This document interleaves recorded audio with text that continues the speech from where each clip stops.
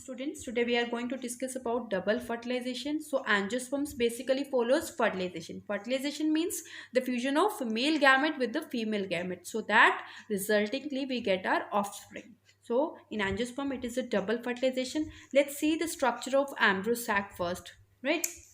So at micropylar end, M is the micropylar end, we have two cyanogenes and one egg cell. At the chalazial ends, we have three antipodal cells. And in center, we have two polar nuclei.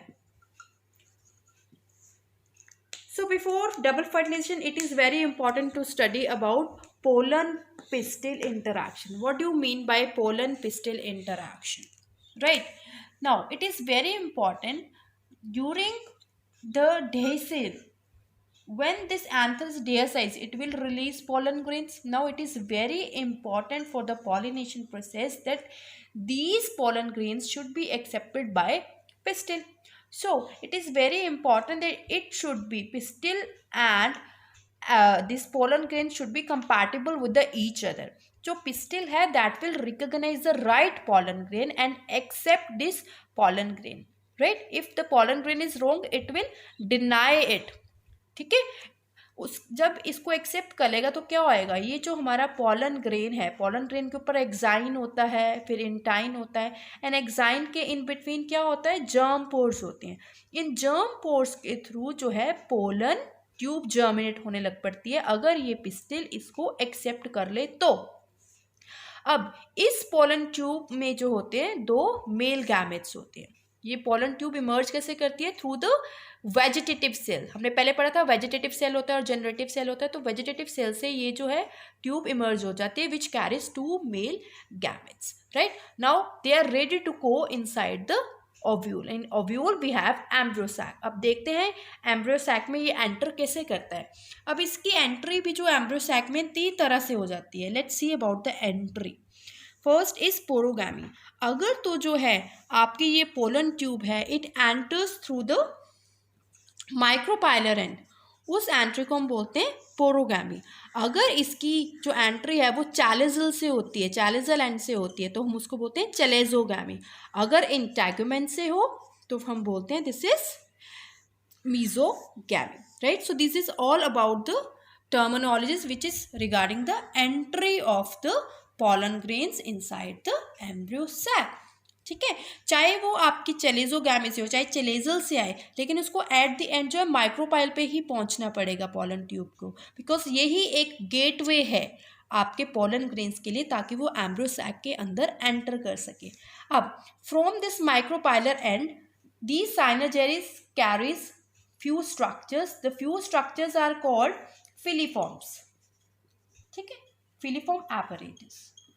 This filiform apparatus guide the pollen tube to go inside the embryo sac. ये इसको guide करता है कि तुमने embryo sac की तरफ जाना है. ठीक है, अब क्या होता है, ये जो है पोलन ट्यूब इधर आ रही है. One of the male gamete fuses with the egg cell. अब ये पोलन ट्यूब यहाँ से आ रही है तो उसका जो एक गैमेट है, एक male gamete fuses with the egg cell. ठीक है, एंड फॉर्म जाइगोट. इस प्रोसेस को हम क्या बोलते हैं, सिनगैमी. एंड क्योंकि पोलन ट्यूब में 2 माइक्रोगैमेट्स हैं तो दूसरा मेगा गैमेट्स हैं, तो जो दूसरा गैमेट होएगा male gamete, it fuses with this 2 polar nuclei. तो ये 2 पोलर न्यूक्लियाई के साथ जाके फ्यूज कर लेता है and it forms PEN, primary endosperm nucleus. क्योंकि हमारे पास 2 तरह के प्रोसेस हुए, syngamy and triple fusion, so such fertilisation of angiosperms are called double fertilisation. Next is post fertilisation events. उसमें हम फर्स्ट इवेंट पढ़ने वाले हैं formation of endosperms. After double fertilisation क्या चेंजेस आते हैं हमारे पास, तो that is post fertilisation event. First is your formation of endosperm. What happens in double fertilization? You have studied, you will get primary endosperm nucleus by the fusion of this 2 polar nuclei with the male gamete. ठीक है, male gamete के साथ fusion होती है and you get your primary endosperm nucleus. अब ये जो nucleus होता है ये डिवाइड करता है repeatedly by the process of mitosis. जब ये रिपीटेडली डिवाइड करता रहता है, हमारे पास क्या होता है, एक सेल बन जाता है, ठीक है, सेल बन जाते हैं, फिर सेल से हमारे पास टिश्यूज बन जाता है। तो ये जो एक मास सा बन जाता है इसको हम बोलते हैं endosperm tissue. This is actually the source of nutrition for the development of embryo. जब फॉर्मेशन ऑफ एंडोस्पर्म के बाद एम्ब्रियो पढ़ेंगे तो एम्ब्रियो में क्या होता है, उसको एक न्यूट्रिएंट प्रोवाइड करता है ताकि वो ग्रो करे। अब हमारे पास 3 तरह से जो है एंडोस्पर्म जो है बनते हैं। फ्री न्यूक्लियर डिवीजन होती है, सेलुलर टाइप होता है, हैलोबियल टाइप होता है। अब आपने पढ़ा, यहाँ देखिए, आपने ही पढ़ा कि सेल के अंदर क्या होता है, जो है सेल के आसपास किसकी वॉल होती है, न्यूक्लियस होती है। अब इस सैक के अंदर क्या होता है, अब यहाँ पे सब कुछ हो रहा है, हमारे पोलर एंडोस्पर्म न्यूक्लियस बन गया, हमारा जाइगोट बन गया, तो ये भी डेवलप हो रहे हैं। इनकी डेवलपमेंट के साथ साथ क्या हो रहा है, ये न्यूक्लियस जो है फुली यूज़ होता है। नॉर्मली तो क्या होता है, ये फुल न्यूक्लियस यूज़ होता है, लेकिन कुछ केसेस में जो है ये न्यूक्लियस जो है यूज अप नहीं होता है, ठीक है। ऐसी सीड्स को हम पेरिस्पर्मिक सीड्स बोलते हैं, ठीक है, जहाँ पे आपका न्यूक्लियस जो है वो पूरी तरह से यूज़ नहीं होता है। इसकी एग्जाम्पल आपके पास ब्लैक पेपर की है। तो that was little bit extra. Now let's come here with the free nuclear type. इसमें क्या होता है, आपका पॉलीएंडोस्पर्म न्यूक्लियस होता है। इसमें क्या होता है, सिर्फ न्यूक्लियर डिवीजन होती है, nuclear division, not cytokinesis. Karyokinesis होती है इसके केस में हमारे पास, कैरियोकाइनेसिस नॉट साइटोकाइनेसिस। मतलब सिर्फ और सिर्फ सेल का साइज बड़ा हो रहा है और अंदर हमारे पास न्यूक्लियस जो है वो डिवाइड होते हैं। इसके एग्जाम्पल आप लो तो टेंडर कोकोनट की अगर हम बात करें, जो उसमें वाटर ही होता है, that water is nothing, that is the free nuclear division which is the source of nutrient, ठीक है, ये फूड रिजर्व रहता है हमारे पास। So this is a type of free nuclear division. Next is in cellular type में क्या होता है, ये डिवाइड तो करता है, जैसे 1 से 2 बने, लेकिन सेल वॉल क्रिएट कर लेता है, बिकॉज यहाँ पे कैरोकाइनेसिस नहीं होती है, यहाँ पे हमारे पास साइटोकाइनेसिस होती है। न्यूक्लियस अगर डिवाइड हो रहा है तो उसके साथ साथ वो आसपास अपने सेल वॉल भी डेवलप कर रहा है। 2 से हमारे पास 4 बन गए, ठीक है। तो इसकी भी एग्जाम्पल, अगर हम कोकोनट की भी इसमें एग्जाम्पल ऐसे ले सकते हैं, लेकिन कोकोनट का सिर्फ वाइट पोर्शन जो होता है, जो वाइट पार्ट होता है, that is also source of a food. So that is actually by the process of cytokinesis, ठीक है। तो यहाँ पे क्या, टिश्यू एक मास बन जाता है। जो वाइट वाला पोर्शन है आपके कोकोनट का, वो सेलुलर टाइप है, लेकिन जो इनसाइड वाटरी है, जो फ्री न्यूक्लियस है, that is your free nuclear type, जो है वो आपका फ्री न्यूक्लियर टाइप में हो जाता है, क्योंकि यहाँ पे फ्री न्यूक्लिया ही होते हैं। फ्री न्यूक्लिया क्या है, वाटर है। तो एक कोकोनट की हम दोनों में एग्जांपल दे सकते हैं, लेकिन वाइट पोर्शन जो बना है that is cellular type formation of endosperm, वो भी एंडोस्पर्म है, लेकिन अंदर वाला भी एंडोस्पर्म है, लेकिन वो फ्री न्यूक्लियर टाइप से बना है। Next is helobial type. Helobial type इन दोनों के बिटवीन में होती है, ये आपके मेज़ वगैरह में हो जाती है। एग्जाम्पल मेज़ है इसका। इसमें क्या होता है, कुछ हमारी आधी फ्री न्यूक्लियर डिवीजन होती है और आधी सेलुलर डिवीजन होती है, ठीक है।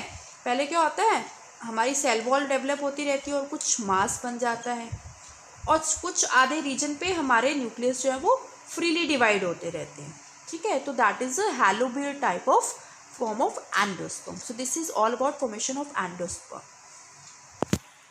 in post fertilization. Next is development of an embryo and the process is called embryogenesis. तो इस टेबलेट में हम 2 तरह से देखेंगे कि डाइकोट एंजियोस्पर्म्स के बारे में और मोनोकोट के बारे में। तो पहले हम डाइकोट के बारे में ले लेते हैं, कैसे जो है हमारे पास बनता है सारा process.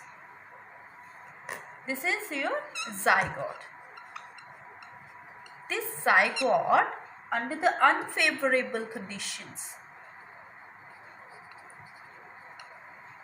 develop a resisting wall. अपने आसपास एक resisting wall जो है उसको डेवलप कर लेता है, उस वॉल को हम बोलते हैं oospore. अब जब ये oospore बन जाता है, ये माइटोटिकली हमारे पास डिविजन स्टार्ट होती है। माइटोटिकली क्या होता है, ट्रांसवर्सली द सेल डिवाइड। जब ये ट्रांसवर्सली डिवाइड कर देता है, अनइक्वल सेल्स में डिवाइड हो जाता है। ठीक है, 2 सेल्स हमारे पास बन गए। जो अपर सेल है इसको हम बेसल सेल बोलते हैं, और जो हमारा लोअर सेल है उसको टर्मिनल सेल बोलते हैं। This is your terminal cell, this is your at chalazal end always mark this chalazal end this is your micropylar end. Now what happened next? This stage is called two-celled stage. अब division हुई जा रही है। अब जब division होती है तो क्या होता है, इन सेल्स को मैं इधर ले रही हूँ आपको ताकि अच्छी तरह से पता चले कि कैसे डिवाइड होती है। This is your basal cell, this is your terminal cell. पहले हम जो बेसल सेल है it divide transversely and this terminal cell divide vertically.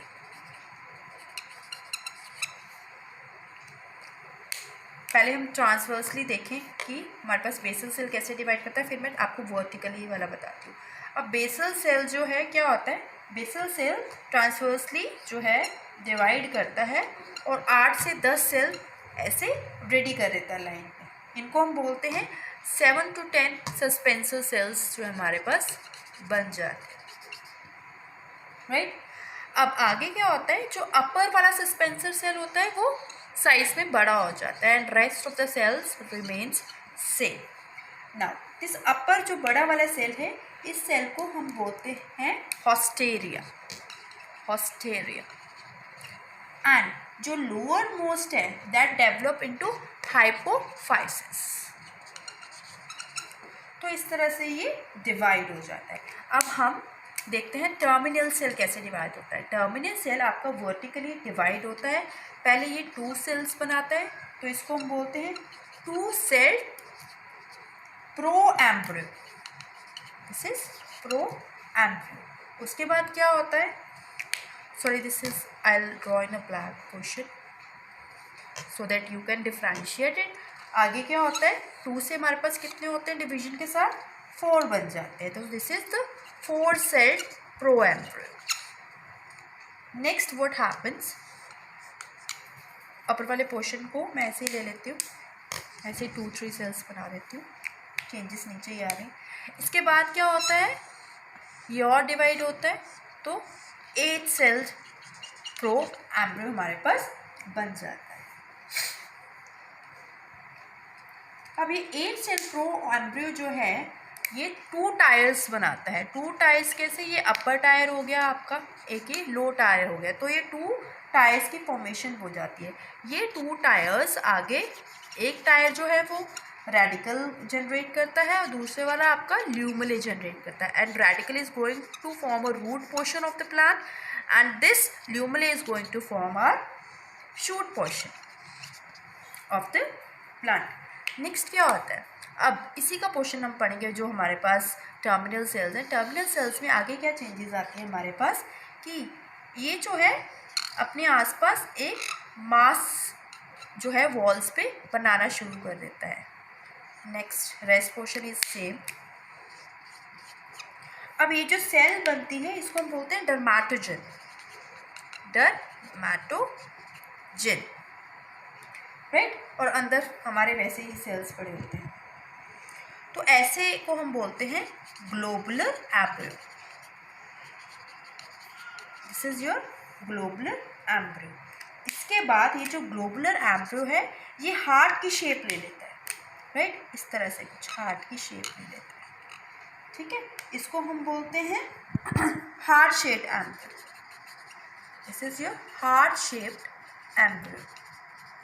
Rest cells are remain same, ठीक है।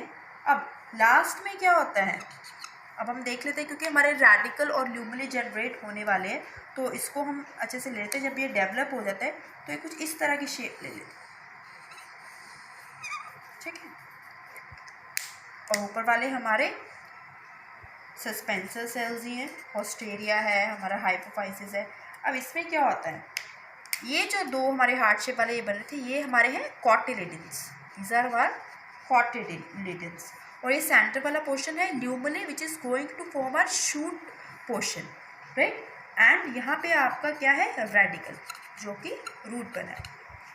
So this is all about your ambrogenesis in case of dicot. आपका monocot में क्या है, कुछ ही डिफरेंसेस है. अगर आपको डाइकोट समझ में आ गया तो आपको मोनोकोट भी लिटिल डिफरेंसेस से पता चल जाएगा क्या है. तो इसमें भी क्या होता है, जैसे आपका ये जाइगोट है, we have a chalazal and a micropylar ends. तो ये स्टार्ट डिवाइडिंग ट्रांसवर्सली. तो 3 हमारे पास सेल्स बन जाते हैं सस्पेंसर, सेम वे जैसे वहाँ पे बनता था हमारा middle cell and terminal cell. यहाँ पे सस्पेंसर है, it start behaving as a haustorium which will form again shoot system, right. And जहाँ पे जो मिडिल सेल होता है ये भी जो है हर तरह से जो है डिवाइड करना शुरू कर देता है, ठीक है. और ये हमारा हाइपोक्टाइल और रेडिकल बनाता है. नेक्स्ट आपका जो टर्मिनल सेल होता है वो कॉटिलेडन बनाता है. जैसे वहाँ पे आपका ग्लोबुलर शेप बन जाती है ना, कुछ डिविजन्स के बाद इसमें भी ग्लोबुलर शेप बन जाती है, लेकिन वो हार्ट शेप में कन्वर्ट नहीं होती है क्योंकि यहाँ पे सिंगल कॉटिलेडन ही रेडी होता है, ठीक है. उस ग्लोबुलर शेप से हमारे रेडिकल जो है वो जनरेट होता है, हमारा हाइपोक्टाइल जनरेट होता है.